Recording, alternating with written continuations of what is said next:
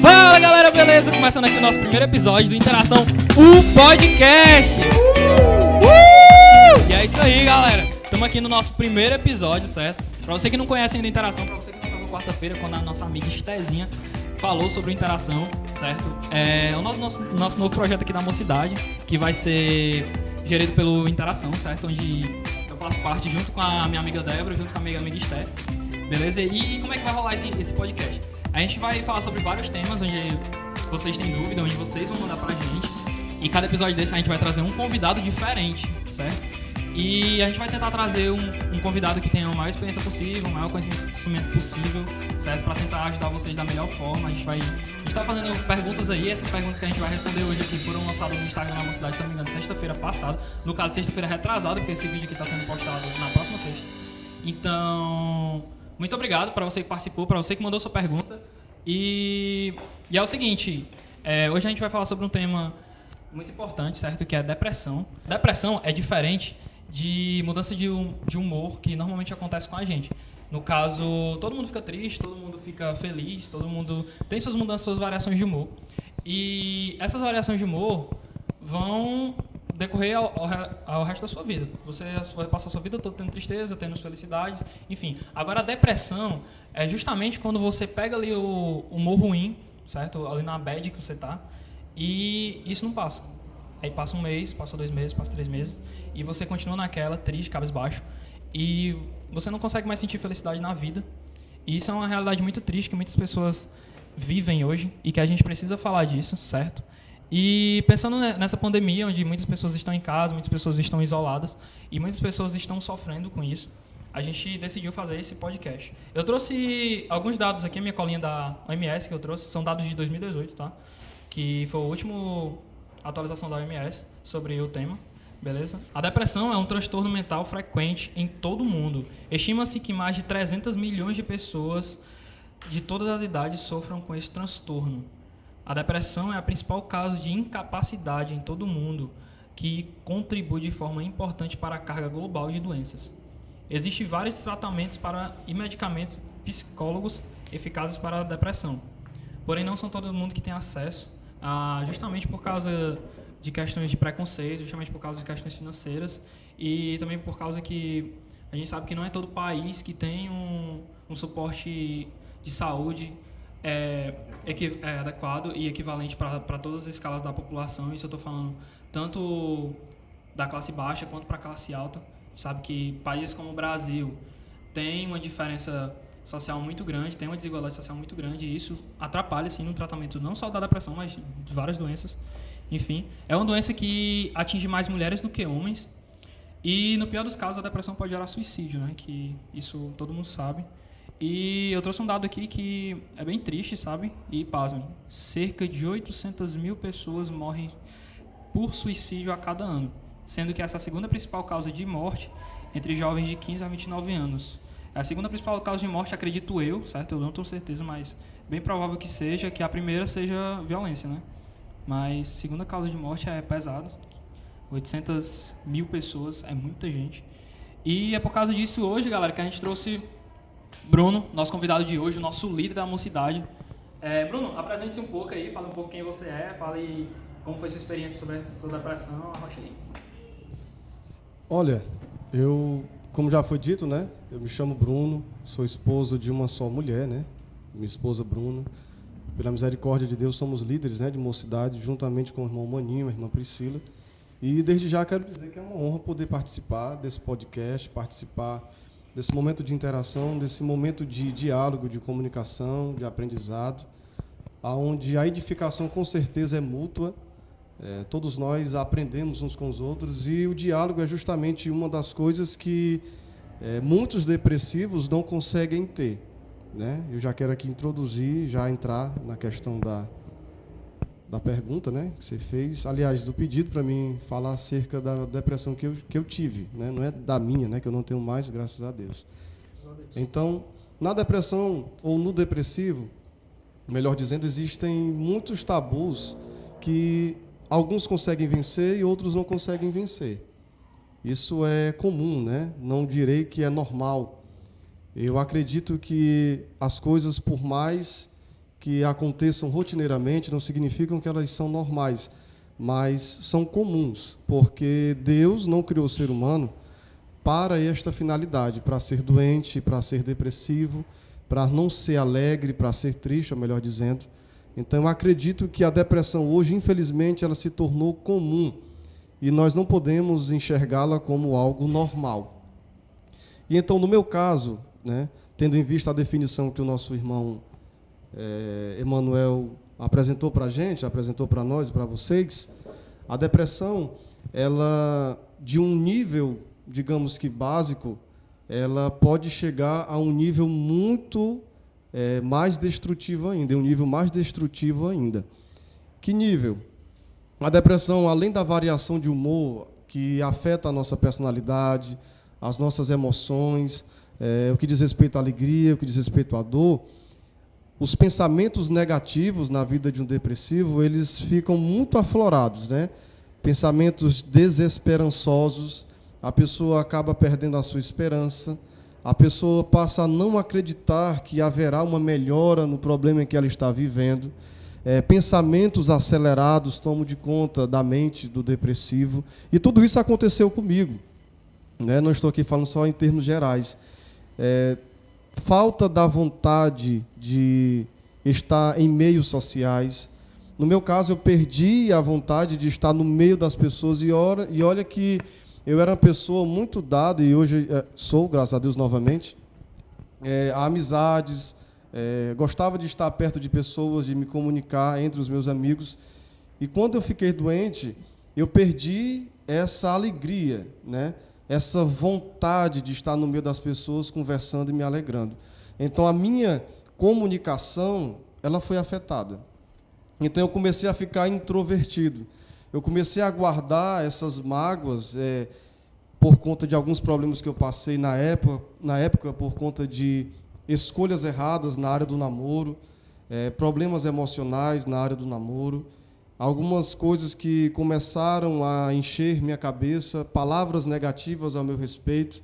Então, além das coisas que estavam me acontecendo, eu comecei a alimentar coisas que não estavam acontecendo, simplesmente pelo medo que elas acontecessem. Então, os meus pensamentos ficaram ansiosos, eu fiquei com os pensamentos acelerados, eu comecei a imaginar as consequências de alguma coisa ruim que nem era certeza acontecer, e eu já acreditava que era certeza acontecer. Então, eu entrei, de certa forma, numa paranoia. Então, eu não tinha mais descanso. Eu apenas pensava no negativo, eu apenas pensava que não ia dar certo. E aquelas palavras que me machucaram, aquelas atitudes que me feriram, tornaram-se constantemente na minha mente de forma muito palpável. Era como que durante o dia inteiro eu só pensava nas coisas ruins, no que me fizeram, e as imagens das cenas que eu tinha vivido não saíam da minha cabeça. Então, eu comecei a realmente ter uma mudança no meu comportamento. O meu humor, de fato, foi alterado? Foi. Eu passei a ficar muito irritado, eu passei a ficar muito nervoso. Eu explodia com muita facilidade com coisas que antigamente eu não explodiria tanto. Né? Tá certa a palavra? Tá, acho que tá. Eu vou entender. Então é isso. Os meus sentimentos, eles começaram a sair do meu controle. Né? Entendi. Aí, no caso, só uma coisa que eu não entendi muito bem. Tu falou do negócio chamado pensamento acelerado, certo? Explica melhor sobre esse pensamento acelerado aí, do que é ele, do que tu sentia quando tu fala pensamento acelerado. E outra coisa também que eu queria te perguntar. O pensamento acelerado tu já tinha antes da depressão, ou a depressão causou o pensamento acelerado? A depressão causou esses pensamentos acelerados, né? Entendi. Exemplo, eu pensava muitas coisas ao mesmo tempo e a maior parte delas negativa, né? Foi uma junção de traumas, uma junção de medo, e isso começou a ficar excessivo, porque nós sabemos que o medo, em certa medida, até a própria psicologia defende isso, serve como um sistema de defesa para o ser humano.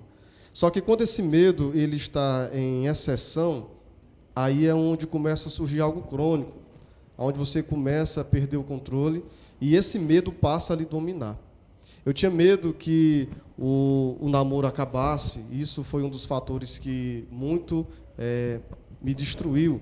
Eu tinha medo que não continuasse. Eu tinha medo que não desse certo. Eu tinha medo de ser traído. Eu pensava muito nas possibilidades negativas e eu não conseguia raciocinar que se eu plantasse coisas boas e fizesse agora escolhas acertadas, eu poderia mudar o curso da minha vida naquele momento. Então, me tornei presa desses pensamentos acelerados. Então, isso tirava a minha paz, né? Eu não conseguia dormir. O meu sono foi afetado. Eu não conseguia dormir porque eu ficava pensando constantemente nas coisas negativas. E, automaticamente, como eu não dormia bem, eu não me acordava bem. E, por não me acordar bem, o meu apetite também foi desregulado. Eu fumava muito. Eu passava a noite inteira acordado, bebendo café, fumando cigarro, assistindo coisas que não me alimentavam, pelo contrário, só me destruía. Então eu fiquei totalmente vulnerável às inclinações das minhas emoções distorcidas, né? Eu estava doente e achava que o cigarro, achava que o café, achava que a bebida iria preencher esse vazio. Detalhe. Sabendo eu que isso, de fato, não resolveria, mas eu fazia, né? Eu era afastado, né? Eu estava afastado da presença de Deus. Desde muito cedo, eu tomei essa decisão de receber Cristo como meu Salvador aos 10 anos de idade. Me batizei aos 11 anos de idade. Eu tinha ganho minha mãe para Jesus na época. Minha mãe permaneceu e eu me afastei aos 14. Entrei numa onda de desobediência aos meus pais. Então eu sabia que algo espiritual, no meu caso, estava por trás daquilo ali. Eu entendia que as consequências da minha desobediência aos meus pais, a falta de interesse, não vou nem dizer tanto a falta de interesse por estudar, eu gostava muito de estudar, até isso foi afetado na minha vida na época, porque eu tive um pequeno complexo de inferioridade. Na verdade, eu quero aqui corrigir, explicar melhor, a minha depressão mesmo que eu tive de forma muito pesada foi dos 16 aos 17 anos de idade e tive uma outra muito mais pesada ainda que foi aos 19 anos de idade. Só que antes dessas depressões... Então, tu teve 2 depressões. Isso as mais graves, né? Porque ao todo soma-se de 3 a 4. Mas eu estou aqui frisando as mais pesadas. Só que aos 14 anos de idade... eu tive um complexo de inferioridade. Eu era muito preocupado com a questão da aparência, né? Isso, inclusive, em alguns testemunhos eu não conto quando eu estou pregando, estou aqui abrindo hoje, né? Eu era muito preocupado com a questão do cabelo, com a questão do penteado na época. Eu era muito envolvido com as amizades e os bullying já aconteciam naquele tempo, né? Isso em 2003 para 2004, 2005. Isso era comum nas escolas, né? Ah, o teu cabelo é feio, ah, teu cabelo de lado, ah, isso, ah, e aquilo. Então, o jovem, o adolescente, ele é muito bombardeado com aquilo que é exterior. Se você se veste bem, se o seu sapato é de marca, se a sua blusa é de marca ou não, o poder aquisitivo, a pressão que a gente conhece nos colégios como os playboys ou os filhinhos de papai. Então, tem toda uma questão também do círculo a qual você está inserido, né? Principalmente nas escolas. Entendi. Isso é uma questão legal para se falar, essa questão da aprovação social e todo o ciclo social que você convive, que você vive. Isso é uma questão bem legal que eu vi num livro, inclusive nascidos na era digital, se não me engano. É muito bom, inclusive é um livro preto, que tem uma mãozinha assim na mão. Ele fala um pouco sobre a tendência do ser humano em procurar grupos parecidos com ele. E isso é interessante porque ali na adolescência você vê muito isso, grupinhos ali, panelinhas se formando e gerando certos, como é que eu posso dizer, certas identidades específicas. Eu acho que é justamente na época que você está ali com um conflito de identidade, você não sabe muito bem, eu gosto disso, eu gosto daquilo, e tenta se encaixar num grupinho, tenta se encaixar no outro, e muitas vezes não consegue, e existe toda uma pressão social, existe todo um padrão social do que é ser homem, do que é ser mulher. Eu me lembro que também eu fazia o fundamental, eu passei também por fase de bullying, e uma das coisas que mais me falaram é justamente a questão eu acho que eu posso chamar assim, do machismo mesmo, porque é muito normal, não é normal, né, mas é muito comum que jovens ali no fundamental, principalmente quem cresceu em escola pública, eu acredito que o Bruno cresceu também em escola pública, é muito normal que ali, esteja ali na fase da puberdade, a galera gosta muito de falar de menino, gosta muito de falar ali de sexo, de coisa, e quem não gosta muito daquele nicho ali específico é taxado, o viadinho, não sei o quê, o afastado, não sei o quê, e geralmente pessoas que têm essa tendência sofrem um pouco de bullying, certo? E isso é um negócio bem pesado, porque isso não acontece só nesse tipo de situação, né? Isso pode acontecer em vários... tu não usa o sapato da Nike, tu não vai andar com nós. Porque tu não consegue resolver essa tarefa aqui, tu é o burro, entendeu? Muito... Hoje em dia você tem muita essa taxação, principalmente ali na fase da adolescência, enfim, no ensino médio. E isso é uma questão que contribui muito, né, para a depressão. Eu acredito muito... Eu queria até te perguntar uma coisa, como foi tu conviver com isso? Tu falou que tinha síndrome do... Não, a questão lá do pensamento acelerado, que tu pensava... um dia eu ouvi tu falando isso, eu acredito que toda a mocidade já... Inclusive, pode até falar um pouco, para explicar melhor aí para quem não conhece o irmão Bruno, para quem nunca viu o irmão Bruno falando sobre isso, a questão da síndrome do pensamento acelerado.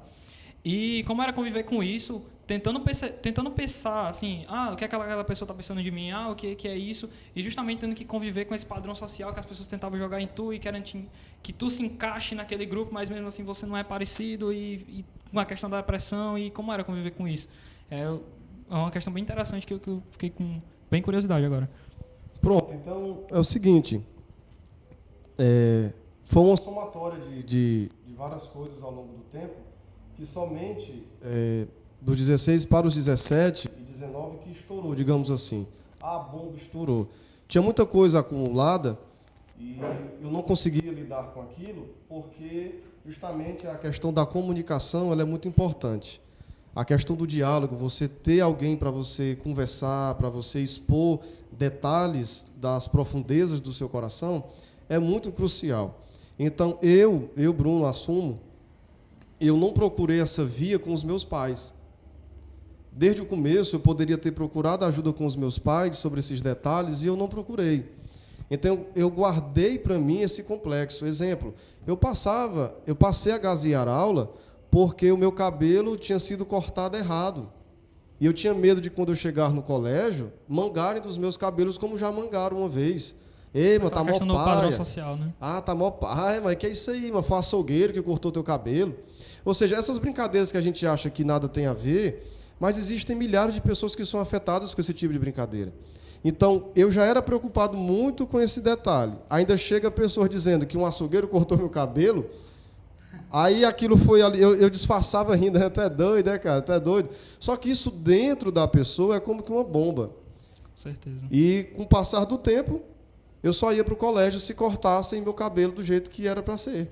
Se saísse alguma coisa errada, e eu esperava o cabelo crescer para poder voltar para a escola. Eu passava um mês gazeando aula. E de tanto minha mãe me pegar no flagra, porque não tem quem faça nada escondido, chegou um momento que eu disse, não, mãe, é por causa que o meu cabelo foi cortado errado e tal, eu me sinto mal. Ela não compreendeu a princípio. Né? Achou que era uma frescura, achou que eu estava... vou usar uma linguagem como se estivesse com psicose, mas não levou em consideração, e eu não culpo minha mãe por isso, porque naquela época não se era tão difundido isso, a mídia não trabalhava essa questão dos pais terem cuidado com esses detalhes que afetam a juventude. Então, assim, minha mãe não sabendo lidar tanto com aquilo, ela liberava a palavra de incentivo, liberava e dizia que isso não era motivo para mim faltar aula. Ela queria me incentivar a superar esse trauma, só que era necessário um trabalho mais detalhado, né? E, resumindo a história, eu, depois de um bom tempo, graças a Deus, hoje eu consegui vencer esse detalhe, né? Essa preocupação, porque na época, se o cabelo não for fino, não for liso, tu não presta, teu cabelo é feio. E, na verdade, não existe essa história de cabelo feio ou cabelo bonito.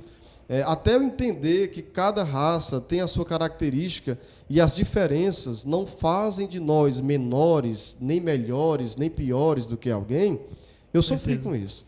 Então, o pensamento acelerado que eu tive, já agora pulando aqui, que o testemunho é muito grande, já com os 19 anos de idade, eu estava no meio das pessoas, dos meus amigos, eu não conseguia mais achar graça, não conseguia mais sorrir, porque eu só pensava no problema. Eu só pensava não somente em um problema, na verdade, mas em vários problemas ao mesmo tempo. E eu ficava parecendo um fantasma no meio dos outros. Chegou um tempo que eu ia com eles para o polo de lazer, onde tinha cerveja, onde tinha música, e eu me escorava na parede e não conseguia mais nem interagir com aquele som que outrora eu gostava, porque eu estava me sentindo só no meio da multidão. Então, eu acredito que a solidão, ela é uma necessidade psíquica que a gente tem, né, de relacionamento. A solidão nos faz buscar relacionamento, mas quando a solidão ela está mal administrada, ela está doente, ela está excessiva, a pior solidão para mim é aquela experimentada não somente dentro de um quarto sozinho, mas aquela experimentada no meio de uma multidão. Então ninguém conseguia me ajudar, porque por mais que eu contasse os meus problemas com meus amigos, eles não conseguiam me direcionar para a solução. O vazio nunca era solucionado. Tive tratamento psicológico, tive acompanhamento psiquiátrico, os meus pais me encaminharam. Eu fui com raiva na época, né? Não queria passar por isso. Eu me sentia ofendido. Ou seja, até para você lidar com alguém depressivo, você tem que ter cuidado. Você não deve deixar de falar a verdade para um depressivo, mas também você não deve ser áspero ao apresentar essa verdade para uma pessoa que está doente. Então, eu passei esse acompanhamento, né, psicológico, psiquiátrico, tomava remédios para dormir, fluoxetina, tomava antidepressivo, Pameló, e nada solucionava, porque o meu problema era na alma, né? E eu resumo a depressão no nível mais drástico como a falta da vontade de viver. Eu cheguei a orar a Deus nos meus 19 anos de idade e pedir a Deus para mim dormir e ser livre daquele problema, não acordando mais. Eu tive impulsos de suicídio. Você pode me perguntar assim, mas como foram esses impulsos? Você queria acabar com a sua dor? O depressivo nunca quer tirar a vida, o depressivo ele quer acabar com a dor dele. Eu acredito que tem as suas ressalvas, né? Eu escutava vozes, eu via, dentro da minha crença eu posso articular assim, eu via demônios dentro de casa. Eu, aos 12 anos de idade, eu não ia no banheiro porque eu via demônios por toda a casa e eu não conseguia me levantar movido pelo medo. Isso, boa parte da minha infância, chegando na pré-adolescência, na adolescência, e parou um tempo, e quando eu completei 16 para 17, isso tudo volta. Eu escutava vozes, me acordando, aliás, não deixando eu dormir. Eu apresentei tudo isso para o psicólogo, para o psiquiatra. Quando chegou nessa parte, eu percebi que, por eles não serem cristãos, eles não souberam mais o que falar. E eles acreditavam que era exaustão da mente, poderia ser o cansaço. Eu disse, não. Eu escuto em alto e bom som, não é agora porque estou doente, mas é desde criança. Aí eu disse assim, eu peço um encaminhamento de um exame para que eu consiga provar para meu pai que eu não sou louco, né? Meu pai achava que eu estava ficando doido. E me encaminharam para um eletroencefalograma, né? São 3 tipos, né? E a parte desse exame, o tipo desse exame mais aprofundado, fizeram em mim para detectar as reações do cérebro, como é que estava o funcionamento. E eu já estava 5 meses sem dormir, fumando cigarro direto, quase 2 carteiras de cigarro por dia, bebendo café desvairadamente, sem dormir. Eu dormia 7 horas da manhã e acordava 6 horas da tarde, muito magro, fraco, a pressão baixava do nada, a minha vista às vezes escurecia, muito mal alimentado. Enfim, foi só detectado uma pequena alteração no sono, mas a revolta por causa de alguns tratamentos do meu pai com a minha irmã, diferente de mim, isso não saía. Eu tinha revoltas contra o meu pai, eu tinha mágoas de algumas coisas de infância. Então estava tudo junto num pacote só, né? E eu não conseguia ter paz porque algumas coisas eu precisava, ou algumas pessoas eu precisava perdoar, e eu precisava também pedir perdão. Então, resumindo, eu acredito que a solução, a cura para o depressivo, dentro de alguns contextos, é o perdão, né? Se você está sofrendo com mágoa de alguém e você está depressivo por conta disso, você precisa liberar perdão, você precisa pedir perdão, você precisa detectar a origem do seu problema, não só querer remediar os efeitos né, dessa depressão. Então, eu me lembro que uma vez eu pedindo a Deus para dormir, e eu pedindo a Deus perdão dos pecados, o Senhor me disse assim: você quer que eu lhe perdoe? Então levante-se e vá até o seu pai e peça perdão para ele. Porque, embora alguns tratamentos do meu pai não foi tão legal, mas eu tinha plantado aquilo. Eu era desobediente, eu era teimoso, eu era atrevido. Então, eu precisava pedir perdão a ele. E eu fui até a rede dele, eu me lembro, foi uma barreira muito grande. Eu disse: Deus, me dá coragem para mim ir até lá. E eu fui até o meu pai na rede, eu me lembro como se fosse hoje, eu tinha 17 anos de idade, e eu pedi perdão ao meu pai por tudo que eu tinha feito e abracei ele. Eu reclamava muito do meu pai, a falta de abraço depois que eu estava grande, isso mexia comigo. Quando eu bebia, eu chorava, ninguém sabia o que era. Então tinha mágoas dentro de mim, misturado com falta de um certo acalento. Então, resumindo, eu pedi perdão ao meu pai e eu saí da defensiva. Eu não podia só esperar que meu pai viesse a mim. Eu precisava fazer a minha parte, cumprir o meu dever, independente se ele viesse ou não. Você que está me ouvindo agora, você que porventura pode estar depressivo, você precisa entender isso. Que independente de quem te magoou, independente de quem te feriu, se você não perdoar, isso torna-se um veneno para você, que só você vai ser destruído, só você vai ser machucado ainda mais por conta disso. Então, independente se a pessoa vem até você lhe pedir perdão, não fique com o espírito de autocomiseração. Não se lamureie, né? Não sei nem se essa conjugação está certa, mas não fique se lamuriando, não fique se autocomiserando com autopiedade de uma forma exacerbada, de uma forma exagerada. Eu estava com esses pensamentos assim. Eu estava acreditando que eu não tinha mais valor, por causa de uma palavra que disseram. Que palavra foi essa? Disseram que esterco e eu era a mesma coisa. Você não tem ideia de como essa palavra, ela me rasgou por dentro. Pesado. E sabe como é que foi a cura? Foi quando Deus, através do Espírito Santo, me fez entender novamente, renovou minha mente, de que um Deus que enviou seu Filho para morrer numa cruz por mim, que sou pecador, que não fiz nada por merecer a salvação, se ele fez isso é porque eu não era um esterco. Eu era uma alma que necessitava de perdão, que necessitava de restauração. Então, quando esse entendimento veio sobre a minha mente, a depressão começou a ir embora. Você pergunta, mas como foi que você foi curado da depressão? No meu caso, foi através de uma oração que minha mãe fez de tarde, às 4 horas da tarde, há 12 anos atrás. Eu estava tão depressivo que eu acordei, e você sabe que tem efeitos químicos, né? Você sabe que existe uma questão biológica na depressão, não é somente espiritual, nem somente emocional. O homem, ele é tripartido, ele é corpo, alma e espírito, é uma junção, que também pode ser material e imaterial, ou seja, dicotômico.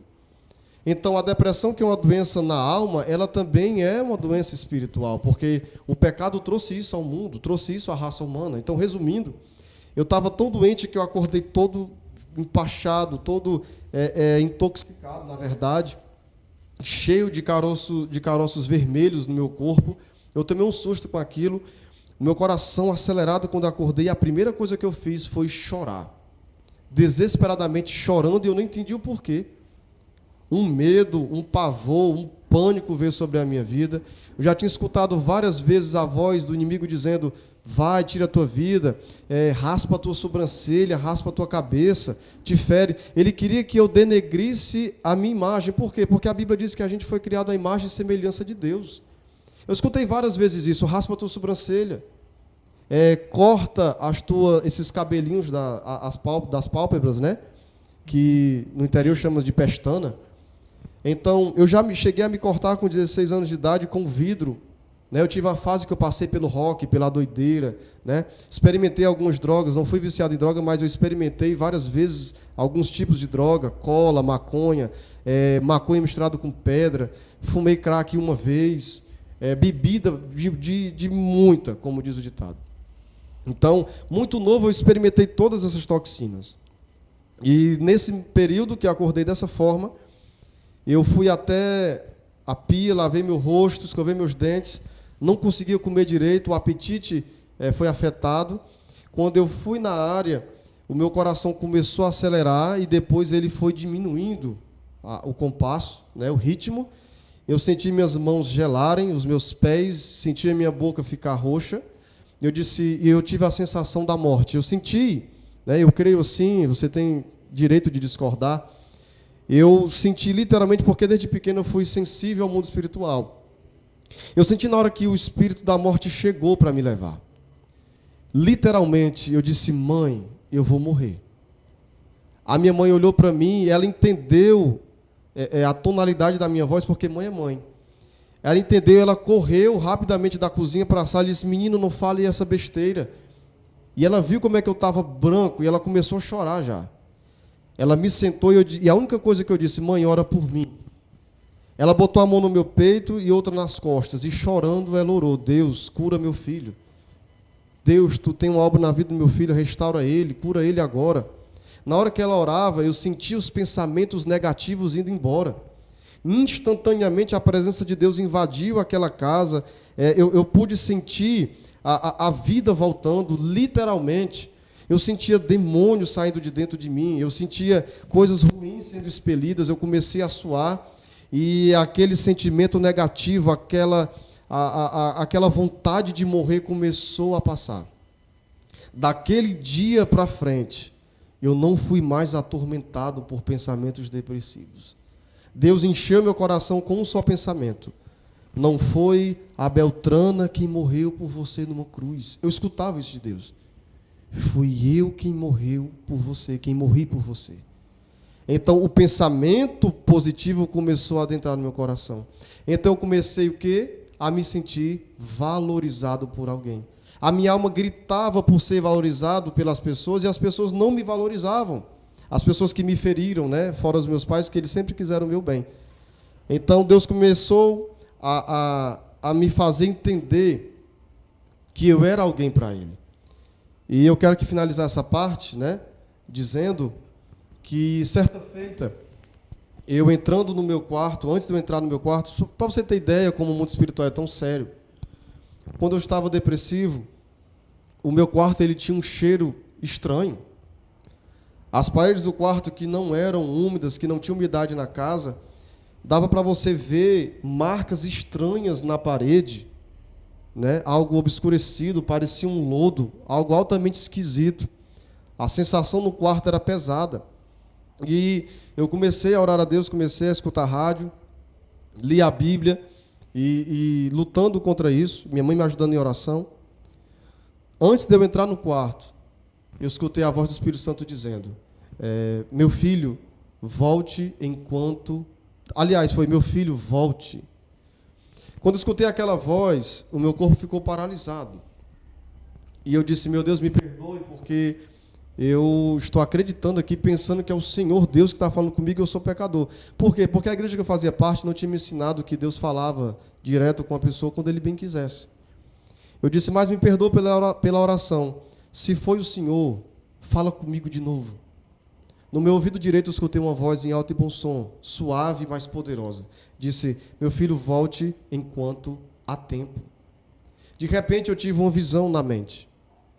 Eu enxergando uma pessoa como que envolvida em grande poder, estava falando comigo do meu lado. Fiquei paralisado e comecei a chorar.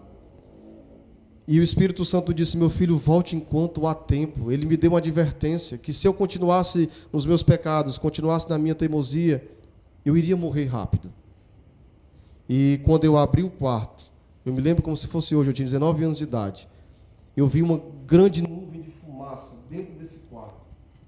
Hoje eu entendo que foi uma manifestação visível da glória de Deus naquele lugar. A presença foi tão forte, mas tão forte, que quando eu entro no quarto, eu já entro me rendendo de joelhos, e uma voz dizia: coloca a tua boca no pó. Te humilha, coloca a tua boca no pó. E eu comecei a sentir uma necessidade de me humilhar, de me humilhar, de me humilhar, e de joelhos eu passei a me deitar no chão, quando, literalmente, eu fui visitado pelo Senhor Jesus naquela noite. quando eu estava de rosto no chão, o que eu vi foi um homem diante de mim, em pé, com vestimentas, parecido aquelas vestimentas antigas, né? Parecia lençóis, os cabelos morenos, um rosto pardo, né? Cabelos escuros, e eu sem entender nada o que era aquilo, eu escutei quando Deus me disse assim, eu vou fazer de você, aliás, eu te perdoo. E aquilo me alegrou tanto porque eu não conseguia me perdoar. Eu dizia, Deus, eu já pequei tanto, acredito que não tem perdão para mim. Eu já errei demais. E quando eu escutei Deus dizendo, eu te perdoo, aquela alegria começou a estrondar ainda mais. E Deus disse, eu vou fazer você um pregador de minha palavra. Aí eu, chorando, só compungia no chão. Me ajoelhei e disse, Deus, eu não aguento mais, eu me rendo, me reconcilia contigo agora. E o Senhor me reconciliou com especial, ele. Né? Justamente. E o Senhor disse, eu vou fazer com que você conte esse testemunho para muitas pessoas que necessitam, que vão precisar ouvir o que eu fiz na sua vida. Então foi assim que eu fui curado da depressão. Foi uma intervenção sobrenatural. Eu não sou contra quem busca, né? Psicólogo como eu participei, é muito bom. Deus estabeleceu esta ciência, Deus estabeleceu esses profissionais. Mas no meu caso aconteceu dessa forma. Com certeza. Deus tem vários métodos, né, para tratar as pessoas. Muitas vezes não é igual ao seu. Eu costumo dizer que, é o que eu estava conversando com alguns amigos meus esses dias, o reino de Deus ele é fixo, porque ele é baseado numa rocha inabalável que é Cristo, que é a palavra de Deus. E ali nós somos firmados na palavra dele, ali nós somos firmados no evangelho dele. Porém, o reino de Deus ele também tem um pouco de flexibilidade. Porque muitas vezes eu posso passar pela mesma situação que o Bruno passou. Só que Deus tratou de uma forma em mim que foi diferente do Bruno. É justamente aí onde o reino de Deus ele se torna flexível. Onde o reino de Deus ele pode se tornar, digamos que, variável. É nesse ponto, no tratamento. E isso é importante para que a glória de Deus seja feita na minha vida. Para dizer, Deus agir dessa maneira em mim. Porque é o que o Bruno mesmo muitas vezes fala na pregação. O pessoal às vezes tenta colocar Deus ali numa caixinha e só pode andar aqui dentro. Entendeu? E muitas vezes Deus ele faz justamente isso com a gente, de forma que a gente entenda que eu sou Deus e eu faço o que eu quero com a tua vida. E a primeira pergunta que vem na minha mente, tem mais um participante aí. A primeira pergunta que vem na minha mente é justamente, Bruno, a questão do psicólogo. Tu falou que procurou um psicólogo. Aí, só que eu não entendi muito bem, na verdade, não ficou muito claro isso, que da onde partiu esse sentimento de buscar um psicólogo? Tu pediu ajuda para alguém, te indicaram, ou partiu de ti? Não, eu preciso de um psicólogo, eu vou lá, eu vou atrás, eu preciso de ajuda médica. Tu teve um momento ali que chegou, dá o clique ali na tua cabeça e dizer, eu preciso de ajuda e eu preciso mudar. Na verdade não foi assim, na verdade eu fiquei com muita raiva quando meus pais, eles bolaram, eles disseram que era um exame médico e tal, e quando eu cheguei, eu estava no hospital mental de Messejana. Meu pai vivia me ameaçando, dizendo assim, eu vou chamar os bombeiros para te levar amarrado. Porque eu não queria fazer um tratamento psicológico de jeito nenhum, eu tinha preconceito, não é? Eu estava zangado, eu estava trancado, eu não conseguia me abrir. E o que foi que aconteceu? Quando eu cheguei nesse hospital mental, eu vi várias pessoas sedadas, pessoas chegando amarradas lá. E eu me lembro que eu fiz uma oração e disse, Deus, por favor, me perdoa os pecados, não deixa eu ficar aqui. Resumindo a história, quando eu passei pela triagem, aquele negócio todo, a mulher olhou para mim e acredito que foi Deus que tocou nela, porque eu não precisava ser internado ali, eu não era doente mental, né? Eu apenas estava com outro tipo de problema. E o que foi que houve? Graças a Deus, fui livre daquilo e ela me encaminhou para o CAPS.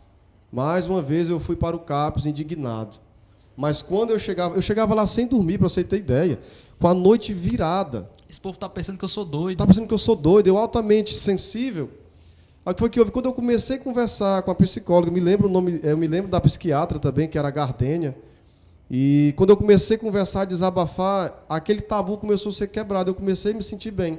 Porque ela me ouvia, e eu falava, e eu desabafava. Eu tinha certeza que ela não ia contar para ninguém. Um abraço para a Gardênia aí, se estiver assistindo esse vídeo. Ó. Um abraço. E no decorrer, eu estava gostando de ir, né? Comecei a me sentir bem, comecei a me sentir ouvido. Ela me fez alguns aconselhamentos, né? Ela conseguiu me tranquilizar. E quando eu vi que a psicologia, a psicóloga não era nada daquilo que eu imaginava, firmou-se ali uma amizade. E detalhe, elas não eram cristãs, que isso, acredito que não interfere, elas são profissionais respaldadas. E aquilo foi muito legal para mim, porque eu tive um aprendizado muito grande ouvindo aquelas duas mulheres, né? Que hoje eu sou grato a Deus também pela vida delas, que elas demonstraram se importar com a minha vida, né?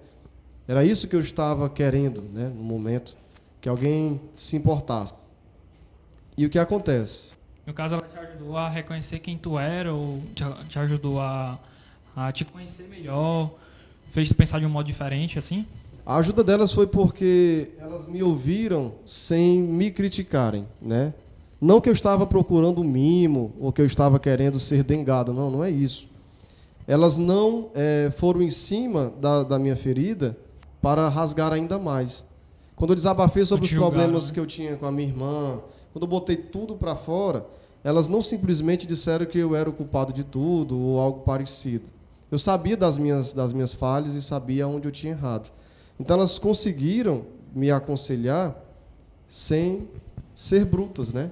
Sem ser ignorante. Então foi muito bom, né? Foi muito bom aquela conversa. E graças a Deus me fez bem.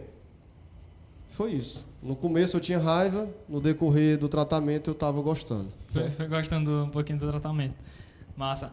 Outra coisa também, Bruno, tirando a parte de religião, mas eu queria entender isso um pouquinho melhor. Tu falou que do que tu entendia de Deus, né, justamente quando tu escutou a voz de Deus ali e que Deus te falou, Deus falou contigo, e tu falou que pensava que Deus não falava com o ser humano. No caso, tu falou que era testemunho, né, de Jeová. Adventista do sétimo dia. Adventista do sétimo dia, perdão. Aí eu queria justamente entender, tu era adventista ali no momento que tu estava depressivo, porque tu falou que teve 4 fases, não foi? Da tua depressão. Aí foi justamente nessa última fase, pelo que eu entendi, porque depois tu já foi curado. Aí, no caso, tu saiu de uma depressão, entrou no adventismo e ali no final, tu adventista ainda teve outra depressão, foi isso? Não, foi assim, eu até os 14 anos era da Adventista do sétimo dia. Quando eu me afastei foi que eu tive esses lapsos, né? Entendi. O complexo de inferioridade foi o primeiro, né? Da questão do cabelo, aquela questão toda, vice-versa. Aí com 16 anos, 17, foi onde eu tive a primeira, né, depressão sincrônica, onde eu não conseguia dormir, que foi na época do tratamento, 5 meses sem dormir. Depois eu tive outro aos 19 anos de idade, né? Aí nessa sequência dos 19 eu tive 2 seguidas, né? Eu tive uma, de certa forma, mas elas eram diferentes ou eram parecidas, iguais? Diferentes, né? Porque a quarta foi a que eu escutei vozes para me matar, foi a que eu fiquei com o corpo todo intoxicado, né? Foi onde eu fiquei mais depressivo. Para você ter ideia, isso eu não contei aí no microfone. Então elas pioraram. Pioraram, né? Eu queria um consolo e no quarto, eu naquela solidão, você acredita que na minha fragilidade eu quis me conectar com um gato? Você acredita? Ô, louco, bicho. Parece uma loucura isso, né? A presença daquele gato, o Shane, de certa forma me trazia um conforto. Grande porque Shane. Poxa vida, esse gato está aqui quietinho, não me ofende, não me agride e fica roçando, né? Fica passando em mim. Hoje em dia eu conto achando graça, mas diante daquele quadro eu olhava assim, meu Deus, será que eu estou ficando louco? Me sentindo bem com a presença desse gato, né? Porque eu estava me sentindo tão rejeitado que a presença do gato estava causando esse tipo de pensamento em mim. Eu disse, meu Deus, eu estou doente. Uma carência de afeto, né, no caso? Justamente eu estava em uma carência em alto nível. Eu disse, meu Deus do céu, eu estou doente. Misericórdia. Eu não posso encontrar consolo num gato desse. Pelo amor de Deus, me ajuda. Então eu gritava para Deus pedindo socorro, né? Isso foi um distúrbio, acredito eu, emocional que deu em mim. De querer procurar consolo em um animal, isso não é correto. Isso não está certo, né? Isso não é correto. Nossa, incrível. Muito obrigado pelo testemunho. Testemunho incrível aí, galera. Eu acho que com certeza vai ser de grande aprendizado pra gente. E agora a gente vai para as perguntas, tá? Que vocês mandaram pra gente aí no Instagram. Eu tô só tentando aqui abrir no celular. E só pra dizer logo, tá, galera? A gente separou aqui algumas perguntas, não tem pergunta de todo mundo, tá bom?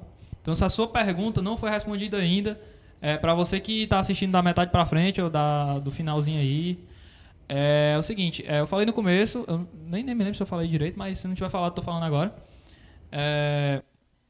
A gente selecionou algumas perguntas, certo? No caso aqui são 6 para esse episódio. Esse podcast sobre depressão ele vai ser dividido em 2 episódios, tá? Esse aqui é o primeiro episódio, onde a gente vai trazer a experiência do Bruno, que ele contou um pouco aqui sobre a experiência dele, de como foi passar por essa fase terrível da vida dele. E a gente separou aqui algumas perguntas para ele responder. A gente separou de acordo com justamente com a sua experiência, como que tu pode responder. As outras perguntas são perguntas mais técnicas que a gente vai trazer para o próximo episódio, que vai ser justamente um episódio bem mais técnico, que a gente vai trazer uma pessoa provavelmente formada em psicologia para responder essas perguntas técnicas e vai ser bênção. Enfim, então vamos aqui para a primeira pergunta, certo? Como fazer a família perceber que depressão não é frescura? Pronto. Como eu falei no começo, você deve insistir no diálogo.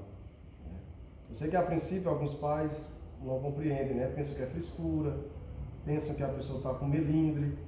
E na verdade, quanto mais você relatar para eles e mostrar a seriedade no que você está dizendo, eu acredito naquilo que diz contra fatos, não argumentos. Então você deve procurar ao máximo se expor aos seus pais. Mostrar para eles as evidências que comprovam que você não está com melindre. Alimentar uma relação, né, entre pai e filho. Justamente. Que você não está com brincadeira, que você não está com mimo.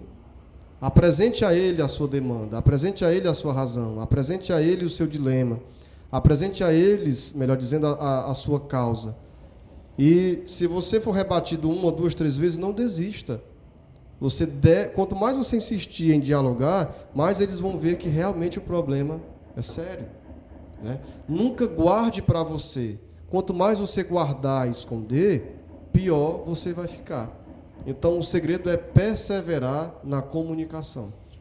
E o legal é que isso não ajuda nem só na relação entre pai e filho, mas ajuda também na relação de você com você mesmo.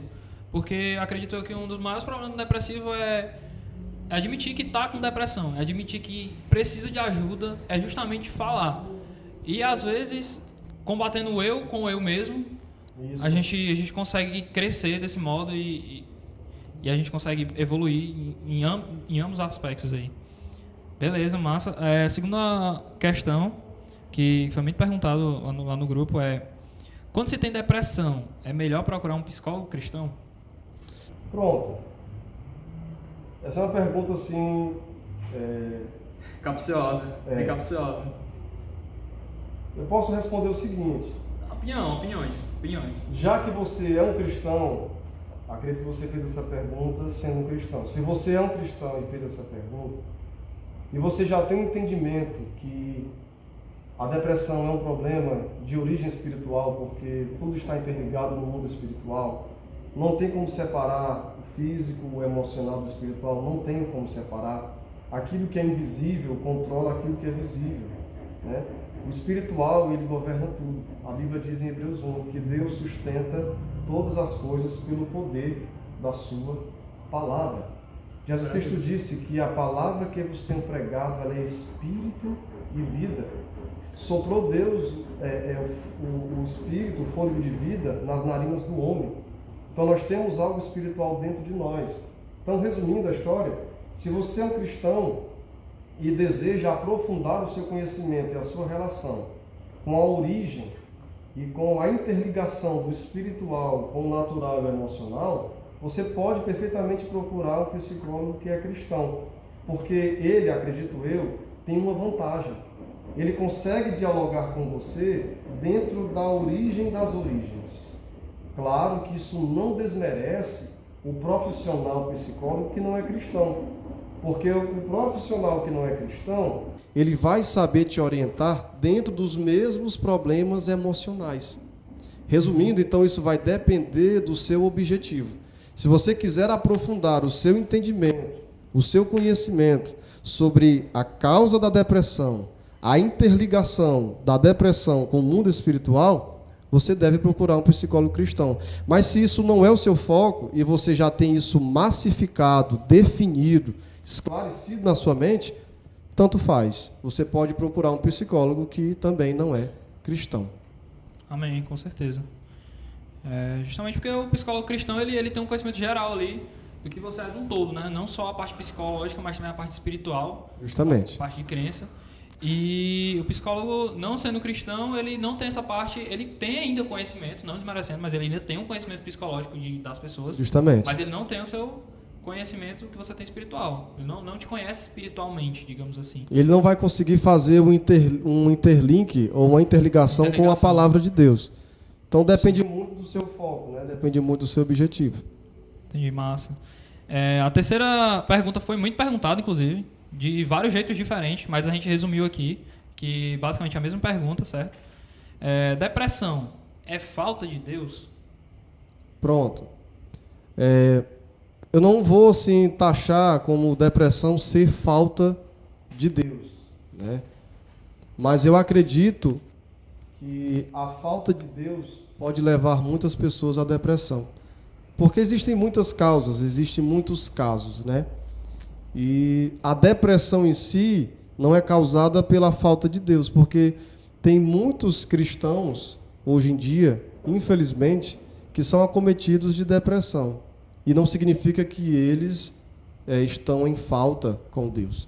Mas, na verdade, dentro de muitos fatores, né, por alguma coisa, alguma decisão errada, ou a falta de nutrição de uma coisa importante do seu devocional, ou alguma área da sua vida que a pessoa está deixando se levar pelos impulsos, ou uma junção de muitos fatores, ela se encontra depressiva, mas não significa que ela está com falta de Deus. Dentro dessas muitas contingências, pode ser que o indivíduo está com a sua confiança, digamos assim, abalada em Deus por algum outro problema? Pode. Então, assim, definir a depressão como falta de Deus, não acredito ser... É muito superficial. Seria isso? A ser tão contundente de se dizer, né? Tão assim, matemático, né? Uhum. Depressão não é uma equação, né? Uma coisa exata. Não é uma coisa que é gerada só de um jeito. Não tem só um caminho para você chegar na depressão, é isso? Mas tem vários, e Deus, e a falta de Deus é um desses caminhos. Justamente. Agora, acredito que a pessoa que não está plenamente cheia, né, da palavra, plenamente cheia das convicções necessárias, ela pode sim, por um momento de oscilação, ela ficar suscetível a ter depressão. Entendi. Isso não desmerece ela como um cristão. Esse aqui é menos crente porque pegou depressão e o outro é mais crente porque não tem depressão. Não é bem por aí. É justamente essa pessoa que é cheia de Deus, ela pode ser acometida de um grande problema, de um grande revés, e na fragilidade dela humana, ela pode tomar uma atitude que deixe ela ainda mais vulnerável e ela fique doente.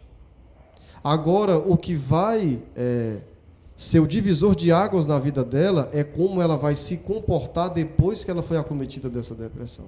Se ela vai aceitar aquilo dominar ela, ou se ela vai buscar ajuda rapidamente.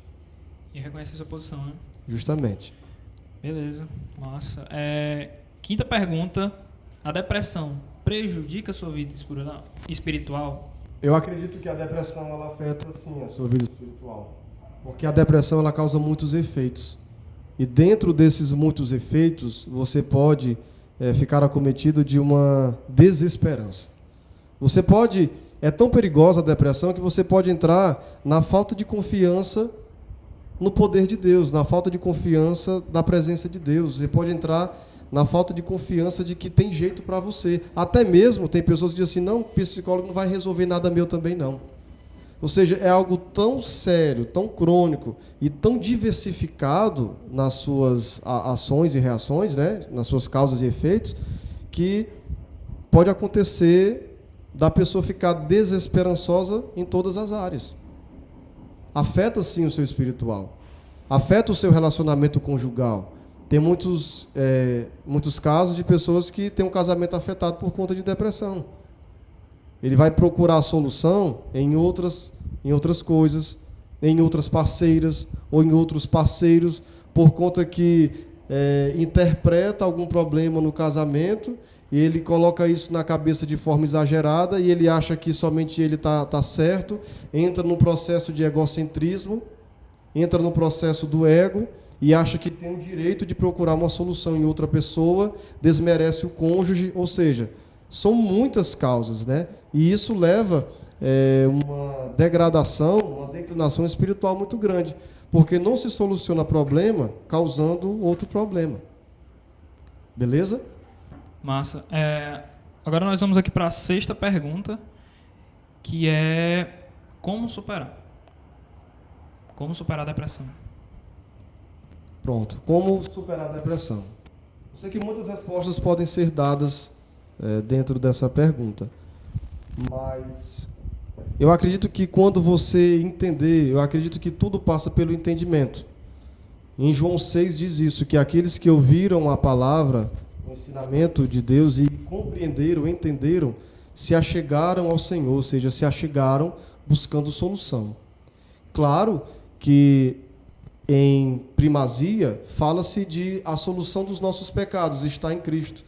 Mas a Bíblia declara que em Cristo todas as nossas enfermidades foram curadas, foram levadas. Levou sobre si o castigo, né? Enfim, então o primeiro passo, acredito eu, que você deve procurar compreender e entender que em Deus você tem a solução para todas as coisas.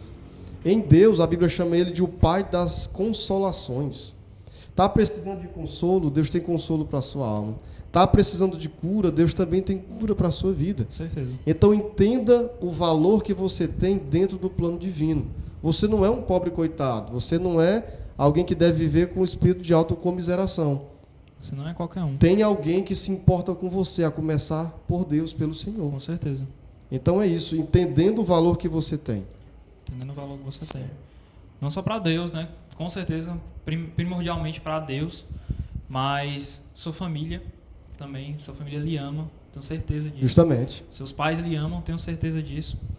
E eu acho que é isso, nossas perguntas estão finalizando, e eu queria finalizar justamente dizendo isso, certo? Se você passa por alguma situação difícil, depressão, eu não sei o que você passa, sinceramente, mas eu queria dizer que sua família lhe ama, nós lhe amamos, seus amigos lhe amam. E a última pergunta foi como superou. E eu acho que um dos maiores problemas de quem sofre depressão é justamente esse, é não enxergar uma saída. Sempre ficar ali naquela bolha e não conseguir ver uma solução para aquilo, e sempre ver maldade, sempre ver, meu Deus, eu sou tão ruim, né? Negativismo, isso. E não conseguir ver uma solução. Daí a pessoa só vê uma solução, que é a morte. E assim que 800 mil pessoas morrem por ano, como eu disse no começo, por suicídio e depressão. E, cara, esse não é a saída, velho. Vou falar um negócio aqui pra ti. Essa não é a saída. E como é que tu tem certeza disso? Não são muita a taxa de gente que sobrevive a suicídio, mas 1% dos que sobrevivem não tentaram de novo. E isso é uma informação importante, porque se eles não tentaram de novo, cara, é porque o negócio não é bom, não. E que realmente não é a solução.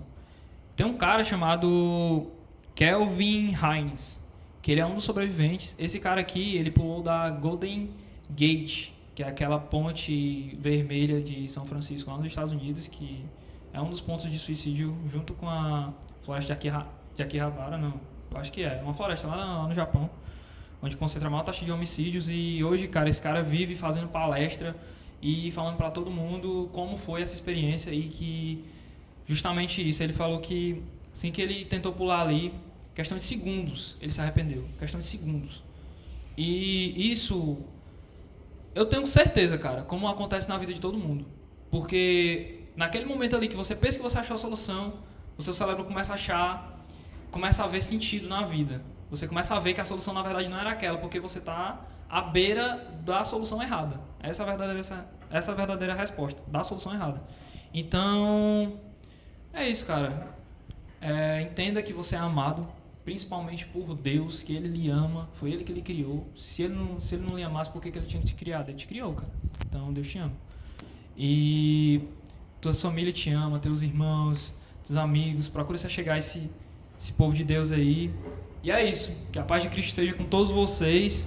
E espero todos vocês fiquem bem. Eu vou passar aqui a palavra pro Bruno para ele também dar tchau para vocês. E valeu, pessoal. Pessoal, eu queria encerrar citando um salmo que Davi diz assim: por que estás abatido, ó minha alma? Por que te perturbas dentro de mim? Ou seja, isso faz parte da nossa vida, né? A gente é acometido por isso, muitas vezes. Mas ele diz a solução: espera em Deus. Espera em Deus. No original significa confie plenamente em Deus, que dentro dessa adversidade Ele tem um renovo para você. Com certeza. Então, entenda isso. Sempre há solução para a cura da depressão. Guarde essa palavra no seu coração. Você foi criado para viver. Você não foi feito para morrer. Você foi criado para o louvor da glória de Deus. Não aceite a depressão, porque a depressão é o caminho para a morte. Você foi feito para a vida. Amém? Deus te abençoe, que o Senhor te guarde, te cure, te proteja, te abençoe, em nome de Jesus. Amém. Valeu, pessoal. Obrigado por ter assistido até aqui, hein? Comenta aí embaixo, compartilha para todos os teus amigos. E é isso aí, galera. Tamo junto. Valeu.